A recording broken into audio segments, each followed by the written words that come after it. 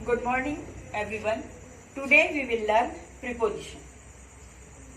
6, 7, 8 में ये preposition आता है हमारा, और हम जितने ग्रामर के अंदर में डीपली में जाएंगे उतना ही हम उलझते जाएंगे। तो जो हमारे सब्जेक्ट में है उसी के अनुसार आज मैं आपको प्रीपोजिशन ऑफ टाइम को बताऊंगी, एट, ऑन और इन का प्रयोग।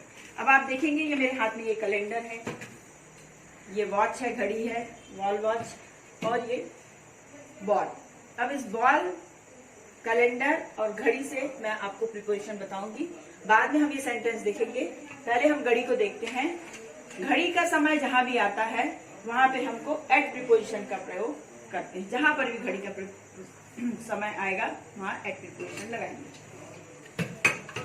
इधर हम देखते हैं कैलेंडर। कैलेंडर में मई 2020, तो मई जो है वो मंथ्स नेम है और 2020 माने ईयर्स नेम। तो ईयर्स नेम और मंथ्स नेम में हमको लगाना है इन। उसके बाद कैलेंडर में हम आते हैं डे और डेज। डेज में संडे, मंडे, ट्यूसडे, उसमें आएगा ऑन। डेट 1, 2, 3, 4, 31 तक आएगा लेके ऑन का प्रयोग। तो डेज और डेट में ऑन का प्रयोग और ईयर्स और मंथ्स में इन का प्रयोग आएगा, जिसे हमको कभी भूलना नहीं है। जब भी कभी हम सेंटेंस में आएगा हमको कैलेंडर याद रखना है और घड़ी का समय। अब आता है सबसे पहले हम प्रीपोजिशन ऑफ टाइम। प्रीपोजिशन हमको बताता है डायरेक्शन, टाइम एंड प्लेस। अब ये एट, ऑन और इन से कैसे हम डायरेक्शन, टाइम और प्लेस को हम देखते हैं।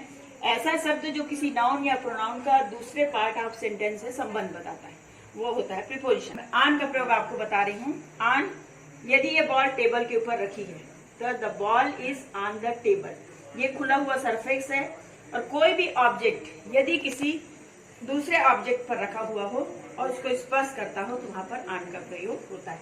जैसे the pen is on the table, the watch is on the table, the ball is on the table. ये खुली सरफेस है, खुली जगह पर कोई वस्तु किसी दूसरी वस्तु को स्पर्श कर रही है तब वहां पर ऑन का प्रयोग होगा। उसके बाद हमने अभी देखा था date, the 27 March.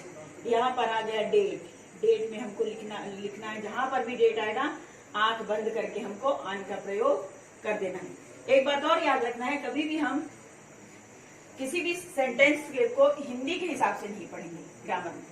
They met me on Monday, यहाँ पर आया 27 मतलब डे, यहाँ पर आया मंडे मतलब ऑन।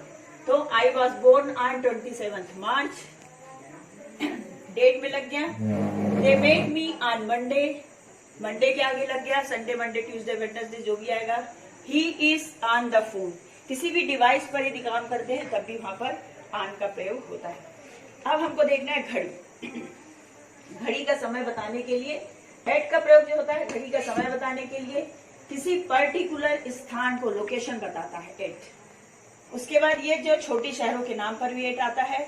और एक सेंटेंस में बताऊंगी नाइट का। नाइट जो का प्रयोग जो होता है वो इन पर भी होता है और एट भी लगता है। नाइन के आगे एट भी लगेगा और इन भी लगेगा। पहले हम उसको, मैं जब आगे बढ़ेंगे इन में तो मैं बताऊंगी, आपको क्लियर करूंगी। I go to school at 9 o'clock। हम सुबह स्कूल जाते हैं, 9 बजे जाते हैं, तो घड़ी का समय है, उसके पहले एट आ गया। I got up at 5 o'clock। मैं सवेरे सो के 5 बजे उठता हूँ, यहाँ पर भी घड़ी का समय एट आ गया। He is at the bus stop. यहाँ लोकेशन बता रहा है कि मैं बस स्टॉप पे हूँ। छोटी जगह आई एम एट पटना, छोटी जगह का है।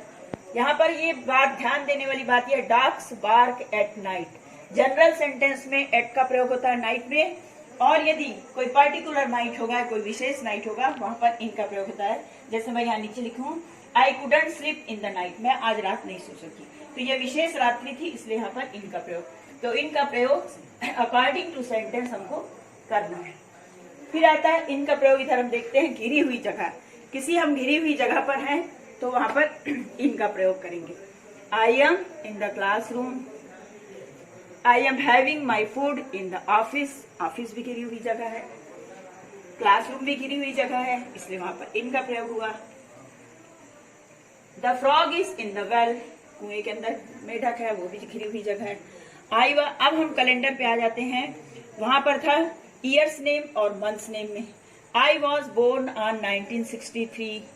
Holi celebrated in March. March के पहले इन आया। 1963 के पहले इन आया। I get up early in the morning, morning, evening, noon, night.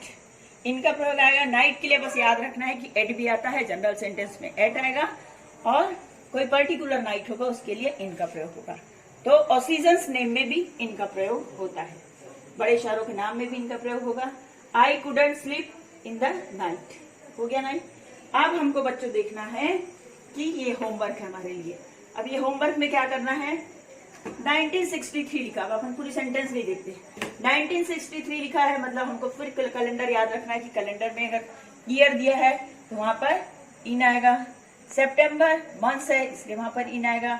24 सितंबर आया, क्योंकि सितंबर में आ रहे हैं हमारे को, महीने में हम लिखते हैं इनका प्रयोग, पर यहाँ पर डेट आ गया इसलिए ऑन 24 सितंबर। थर्सडे मतलब डेट डे इसलिए ऑन आएगा। 11:45 एट आएगा। द मॉर्निंग कोई विशेष मॉर्निंग का है तो इन द मॉर्निंग। 7:30 इवनिंग, इवनिंग में इन आता है, फिर भी यहाँ पर टाइम दिया है इसलिए यहाँ पर एट आएगा। द वीकेंड मतलब ये भी पॉइंट नोट कर रहा है, एट आएगा। 6 June on 6 June. The evening in the evening.